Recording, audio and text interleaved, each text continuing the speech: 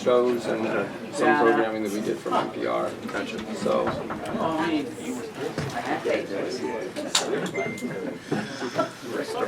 Yeah. How's the banana? The banana's wonderful. Exactly what I wanted. Okay. Yeah, no, I'm not a Twizzlers fan, so. Wrapping up today's Chevrolet Detroit Grand Prix presented by Lear. Kyle Kirkwood and Colton Hurd will be here momentarily. Obviously joined now, though, by the second place finishing driver in Santino Ferrucci, giving A.J. Foyt their best road or street course finish in a decade. Takuma Sato at Belle Isle was the last one. Long Beach. Oh, was it Long Beach? Long Beach. Oh, okay. I know, trust me, because I keep getting reminded. There you go. I'm trying to become the next winner for us. At any rate, long time coming. Driver number 14, Sexton Properties, A.J. Foyt Racing Chevrolet. Again, best finish of this year, best finish of his career, best finish, go on and on and on. How good does this feel? Feels great. I mean, honestly, you know, the strategy plays into everything that we do, especially on road and street course. It's very tough, and I can't thank the team enough. I mean, this is more deserving of them than it is even of me. You know, we probably drove to 11th, minus the, you know, strategy just running our race. So Mike and Adam, CJ, they all made great calls on the stand to pit us when they did, and we got lucky with the yellow when it came out, cycled us to the front. I actually had no idea it was leader, because there's cars going around the pace car in front of me, and then they stopped me, and I was like, oh, this is a pleasant surprise. Yeah. So it was pretty cool. But, yeah, no, I just couldn't hold off Kyle in the end. I don't know what I did with the tires, but I couldn't hold off Will, and I definitely didn't think I was going to hold off Colton. The red flag really saved us, and just happy that Felix is okay, you know, after that one. And, yeah, I was able to get back around Will and come home second. Well said. Congratulations. All right, we'll open Thank up you. to questions. Microphone is somewhere. Help us out. There we go. We'll start here. We'll go Wolfgang, and then Lewis, and then Bob on this side. If we got a microphone to Bob as well, that would be fantastic. Thank you. Go ahead. Santino, congratulations. Very, very late in the race, shortly before the finish, I think it was in lap 95, Colton launched an attack on that. Did you expect it?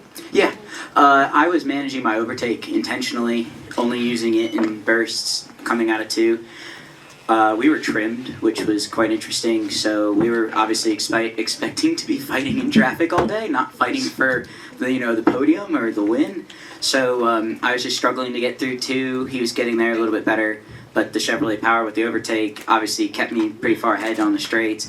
And he broke deep, and I just told him, after it was a great racing, I had to turn in, and I knew he was going to hit me because I could see he was locked up. I just hoping he wasn't going to bump me too hard, but rubbing's racing, so I truly believe in that, and I would have done the same thing if I was him. Same. Yeah. Bob? Bob Harper's Fox Sports. It's the first American U.S.-born podium since 2020, Mid-Ohio. Is that important? Does that matter?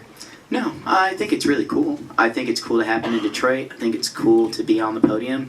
I think there's a lot of really good, talented Americans in the sport, but a big part of this sport is having all these different drivers from different countries that make it so great, that make it so talented, make the grid, so the depth of the grid, so powerful.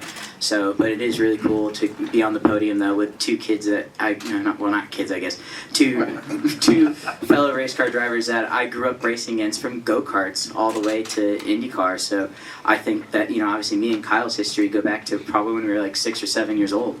So I think that's really cool. I think that's something that, is unique.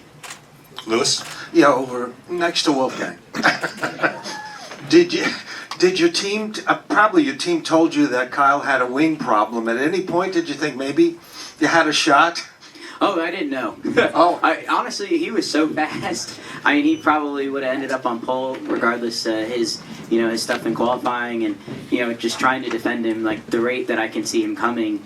When you're a driver in that situation, and you know that you're struggling a little bit, you're obviously going to defend for the win as much as you can, but at the end of the day, if you force him to make an error and it wrecks you, it wrecks your day too. So, I did just defend my position. He drove straight past me down the straight, cleared me before the brake zone, so it was a really good move. I mean, like I said, I didn't want to waste any more of our time and our tires. I was already struggling to defend more than I needed to, and I didn't want to ruin a good day for both of us. Nathan?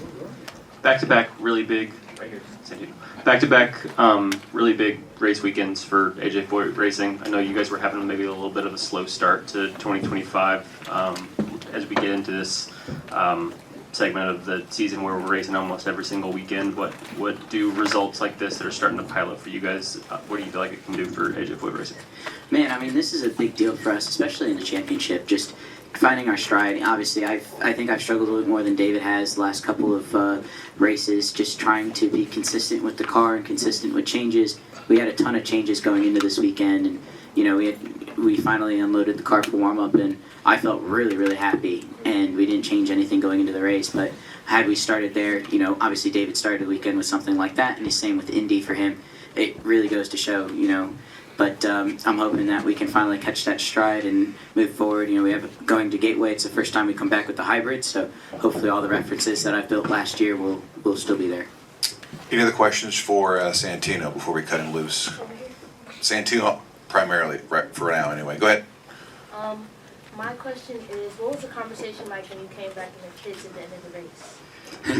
Honestly, I was just super thankful. I mean, just really congratulating the boys. I mean, all I did was push the pedals and turn the steering wheel. I mean, we weren't going to finish on the podium today without them and without their help. So, you know, like I said, it was more their podium finish than it is mine. So, you know, just congratulating them on an amazing job in pit lane, on the stand, and a lot of screaming, a lot of yelling. So it was pretty cool. More for Santino before we let him go. Right there with his hand raised, second row. Thanks, Bruce. Santino, we spoke on Friday about how there's been a few races this season where strategy hasn't worked in your favor. So I was curious, how does it feel to be on the opposite side of that today and be on a podium in a city you enjoy so much, such as Detroit?